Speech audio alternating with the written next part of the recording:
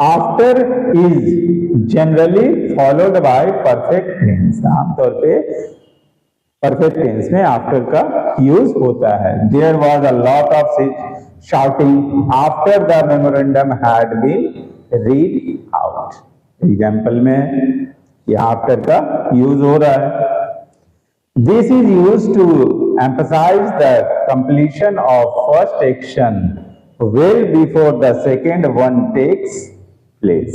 ये एम्फसाइज भी करने के काम आता है, जैसे यहां पर एम्फसाइज नहीं किया गया है।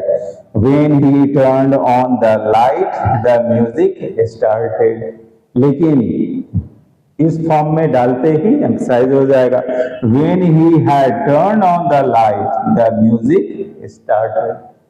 तो इस तरीके से पास्ट परफेक्ट में हमने इनके फॉर्म को देखा।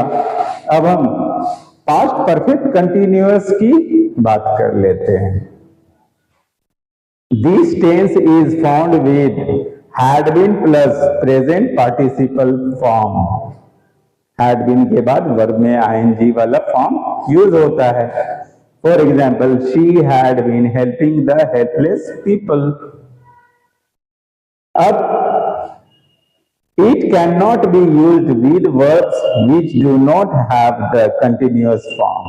ऐसे वर्ब जिनका कंटिन्यूअस फॉर्म नहीं है उनके साथ ये यूज नहीं होते। दूसरा, this can not be used in passive voice.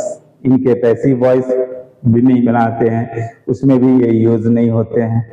It is used when the action began before the time of speaking in the past and continued up to that time. Past में began होता है और तब तक वो continue रहता है जब तक कि बोला जा रहा है। For example, he had been taking exercise for 3 hours. 3 घंटे से वह कसरत करता रहा है और अभी भी कंटिन्यू है। A reported action in the repeated action in the past can also at time be expressed in this form।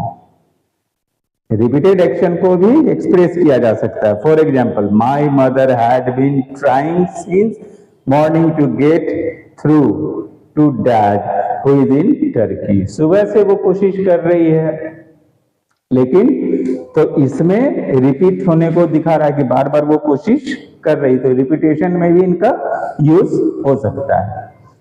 तो आज हमने वर्ब फॉर्म्स में ये देखा कि किस टेंस में एक्शन के किसी फॉर्म को किस लिए यूज किया